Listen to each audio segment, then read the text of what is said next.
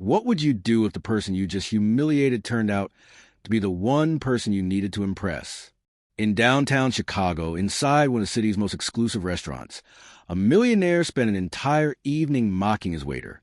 Every insult, every sneer, every condescending remark was delivered with the confidence of a man who believed he stood at the top. But when he finally demanded to speak to the owner, for words changed everything. "You already are." What happened next didn't just silence a room full of wealthy diners. It sparked a conversation that spread across the city and reminded everyone of a truth we often forget. Sometimes the person you're looking down on is already standing far above you. Before I tell you how this unfolded, go ahead and hit that subscribe button, because stories like this, stories that challenge how we see success and humility, are exactly what we're about here. Maison du Verre wasn't just another restaurant. It was a statement. Located in the heart of Chicago's Gold Coast, the establishment had become the city's latest obsession among the elite. Floor-to-ceiling windows, chandeliers that cost more than most people's homes, a wine list that read like a European history lesson, reservations booked out 4 months in advance. And even then, you needed the right connections just to get your name on the list. This was where power players came to be seen, where deals were sealed over $30 appetizers and $100 bottles became the baseline, not the exception. The kind of place where your net worth determined your table location, and everyone knew it. On this particular Friday night in late September, the dining room buzzed with the usual energy. Lawyers celebrating wins, tech entrepreneurs flaunting exits, old money mixing with new money, all draped in designer labels and expensive cologne. The atmosphere felt electric, exclusive, intoxicating. Among the evening's guests was a group fresh from a real estate investment conference at the Four Seasons. 6 men in tailored suits, still riding the high of a day spent talking millions and market domination. At the center of this group sat Leonard Briggs, and if you'd met him, you'd remember him. Not because of his accomplishments, though he had plenty, but because of the way he made sure you knew about them. Self-made millionaire, real estate mogul, the kind of man who measured his worth in property portfolios and mistook wealth for wisdom. His voice carried across tables. His laugh demanded attention. And his ego, that needed its own reservation. The evening was in full swing when Daniel approached their table. Mid-30s, composed, dressed in the crisp uniform of the waitstaff. He moved with quiet confidence, the kind that doesn't announce itself. His smile was genuine, professional. He carried himself with a dignity that seemed almost out of place for someone in his position. At least, that's what Leonard thought. "Good evening, gentlemen," Daniel said warmly, setting down menus with practiced precision. "Welcome to Maison du Verre. I'm Daniel, and I'll be taking care of you tonight. Can I start you off with something to drink? Or would you prefer a moment to look over the menu?" Leonard looked up slowly, his eyes scanning Daniel with the assessment of someone evaluating livestock. The smirk came first, then the words. "So, how's it feel serving people who actually made it in life?" The table went quiet. Awkward glances exchanged between Leonard's companions. One cleared his throat. Another suddenly found his menu fascinating. But Leonard? He leaned back in his chair, arms crossed, waiting for the reaction his cruelty usually provoked. Daniel's expression didn't change, not even a flicker. He simply smiled, not the forced kind you give difficult customers, but something softer, more genuine, and replied, "I'm just happy to make your evening special, sir. That's what I'm here for." If you've ever witnessed someone being publicly disrespected like this and felt that knot in your stomach, drop a comment below. Because what happened next only got worse. Throughout the meal, Leonard made Daniel his personal target. It wasn't enough to simply be served. Leonard needed an audience for his superiority, and Daniel became the unwilling performer in his show. When Daniel returned with water, Leonard waved him off dismissively. "Took you long enough. I guess efficiency isn't taught in waiter school."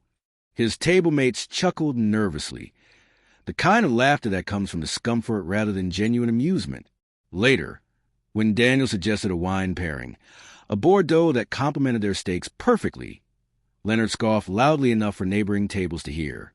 "I think I know a bit more about wine than someone who serves it for a living, don't you think?" He ordered the most expensive bottle on the menu instead, Not because he wanted it, but because he could. Daniel simply nodded. Excellent choice, sir. I'll bring that right out. Another round of refills. Another opportunity for Leonard to demonstrate his perceived dominance. Tell me something, he said, holding up his empty glass like evidence in a trial. Do you ever get tired of cleaning up after people who actually contribute something to society? Or is this the peak for you? The question hung in the air, heavy and ugly. Daniel took the glass, his hand steady, his expression unchanged. Every job has its purpose, sir. I'm proud of what I do. What made it worse wasn't just Leonard's cruelty. It was the way he seemed energized by it. Each insult sharpened his smile. Each dismissive gesture puffed his chest a little more. He was a man who confused power with permission, wealth with worth. And he genuinely believed that the size of his bank account gave him the right to diminish another human being. His companions grew quieter as the night went on. Some looked embarrassed. Others pretended not to notice. But Leonard? He was just getting started. In his mind, he was winning. The waiter stayed silent. The service continued. And to him, that silence was surrender. What Leonard didn't realize, what his arrogance wouldn't let him see, was that Daniel's calm wasn't weakness. It was restraint. The kind of restraint that comes from a place Leonard had never known. Genuine confidence. Dessert plates had been cleared. Coffee served. The meal was winding down when Leonard decided he needed one final victory. He pushed back on the table, the legs of his chair scraping loudly against the hardwood floor. The sound cut through nearby conversations, and heads turned. You know what? Leonard announced, loud enough for half the room to hear. I want to speak to the owner of this place. His tone carried that specific blend of entitlement and threat that people use when they believe they're about to get someone fired. His companions froze. The energy at surrounding tables shifted. Conversations paused mid-sentence. Silverware stopped clinking. Daniel stood a few feet away, clearing a nearby table. He turned slowly. I've been coming to high-end restaurants my entire life, Leonard continued, playing to his audience now. And I've never seen service this mediocre. Someone needs to know that they're employing people who clearly don't understand what excellence means. The dining room held its breath. This wasn't just about one man complaining. This was a public execution, and everyone present knew it. Leonard's face glowed with self-satisfaction. This was his moment, the culmination of an evening spent proving his superiority. One of his companions tried to intervene. Leonard, maybe we should just... No. Leonard cut him off with a raised hand. I'm doing this place a favor. The owner needs to know. If you can already feel where this is going, show some love and hit that like button right now. Daniel placed the plates he'd been holding onto a service station. He reached up and slowly, deliberately, removed the towel draped over his forearm, the universal symbol of service staff. He folded it with care and set it down. Then he walked toward Leonard's table, his posture straight, his pace unhurried. The silence in the room became absolute. Daniel stopped at the edge of the table. He looked directly at Leonard, and when he spoke, his voice was calm, clear, and loud enough for the entire dining room to hear. You already are. For words. That's all it took. Leonard blinked. His mouth opened slightly, confusion replacing confidence. What? You're already speaking to the owner, Daniel said evenly. My name is Daniel Hartwell. I'm the founder and owner of Maison du Verre, and I've been your waiter this evening. Time seemed to stop. Leonard's face went through a rapid evolution of expressions. Confusion, disbelief, realization, and finally, a pale horror as the full weight of the situation crashed down on him. His mouth moved, but no sound came out. His hands, so animated all evening, fell limp at his sides. Around the room, reactions rippled outward like a stone thrown into still water. A woman at a nearby table gasped softly. Two waiters near the kitchen exchanged knowing smiles. A businessman dining alone actually laughed, one short, shocked bark of disbelief. Whispers began immediately, spreading from table to table. Leonard's companions looked like they wanted to disappear into the floor. One covered his face with his hand. Another stared at his empty coffee cup, like it might offer an escape route. But Daniel wasn't finished. He leaned in slightly, not threateningly, but with the quiet authority of someone who no longer needed to prove anything. In this restaurant, Mr. Briggs, dignity isn't measured by what you own or how much you've made. It's measured by how you treat people. Every person, regardless of whether you think they're beneath you. The words landed like a judge's gavel. I opened this restaurant because I believe in creating experiences that honor everyone who walks through that door, guests and staff alike. I work the floor regularly because I never want to forget what service really means. And tonight, you've reminded me exactly why that matters. He straightened up, his expression softening just slightly. Your meal is on the house, gentlemen. Not because you deserve it, but because I believe people should leave here better than they arrived. I hope you do. With that, Daniel gave a small nod and walked toward the kitchen, leaving Leonard frozen in his chair, the weight of his own words in the evening pressing down on him like a physical force. The dining room exploded into hushed conversation. Phones came out.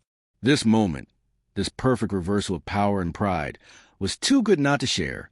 By midnight, the story had escaped the walls of Maison du Verre and spread across Chicago's social media like wildfire. Someone at a neighboring table had recorded the key moment. Within hours, the video had thousands of views. By morning, hundreds of thousands. The headlines wrote themselves. Millionaire humiliates waiter, discovers he owns the restaurant. Chicago restaurant owner teaches lesson in humility. The most satisfying comeuppance of the year. But it wasn't just the schadenfreude that made the story resonate. It was what Daniel represented. In a world that increasingly confused wealth with worth, visibility with value, Daniel reminded people of something fundamental. Character always outweighs your bank account. Always. The restaurant was fully booked for 3 months straight within 48 hours. Interview requests poured in. Local news stations wanted the story. But Daniel, true to form, declined most of them. He released a simple statement. I don't need attention. I just want to run a restaurant where everyone is treated with respect, staff and guests alike. Leonard Briggs, on the other hand, went silent. He didn't post on social media for weeks. Friends said he left the restaurant that night without another word, his usual bravado completely deflated. Whether he learned anything from the experience, no one can say for certain. But he certainly learned that humiliation cuts both ways. In the weeks that followed, the story sparked conversations across the city. People shared their own experiences. Times they'd witnessed service workers being mistreated, moments they'd judged someone based on their job rather than their character. Parents used it as a teaching moment with their children. Business leaders referenced it in talks about leadership and respect. Maison du Verre became more than a restaurant. It became a symbol. A reminder that you never really know who you're talking to. That the person pouring your water might own the building. That the person you dismiss might be the one who determines your future. That dignity isn't given by circumstance. It's chosen, carried, and demonstrated through action. Here's the truth that Leonard learned the hard way. Success without humility is just noise. You can have all the money in the world, all the properties, all the power, and still be small. Because real stature, the kind that actually matters, isn't measured in what you have. It's measured in how you make others feel. We live in a world obsessed with appearances, job titles, income brackets, social status. And somewhere along the way, we started believing that those things gave us permission to rank human value, to treat people differently based on where they fall in our mental hierarchy. But that Friday night in Chicago proved something crucial. Everyone has a story you don't know. Everyone has depth you can't see. And the person you're looking down on might be achieving things you'll never reach. Think about your own life. How many times have you made assumptions based on someone's position? How many times have you dismissed someone because they were serving you, helping you, working for you? Have you ever treated someone as less than because their role seemed smaller than yours? This isn't about guilt. It's about awareness. It's about recognizing that the way we treat people when we think it doesn't matter is actually when it matters most. Because character isn't what you display when people are watching. It's what you do when you think no one important is. Daniel didn't humiliate Leonard to be cruel. He didn't even raise his voice. He simply let the truth speak for itself. And that truth is universal. How you treat people says everything about who you are and nothing about who they are. So here's my challenge to you. The next time you interact with someone in a service role, a waiter, a barista, a receptionist, anyone, pause. Look them in the eye. Treat them with the same respect you'd want for yourself. Not because they might secretly own the place, but because they're human, and that's reason enough. If this story moved you, if it made you think differently about how you see people, then smash that subscribe button right now. Share this video with someone who needs to hear it. And drop a comment below telling me about a time you witnessed true humility in action, or a moment when you realized you misjudged someone completely. Because at the end of the day, we're all just people trying to make our way through this world. Some of us have more, some of us have less, but we all deserve dignity. We all deserve respect. And we all need to remember that sometimes, just sometimes, the person you're looking down on is already standing far above you. You just couldn't see it from where you were standing.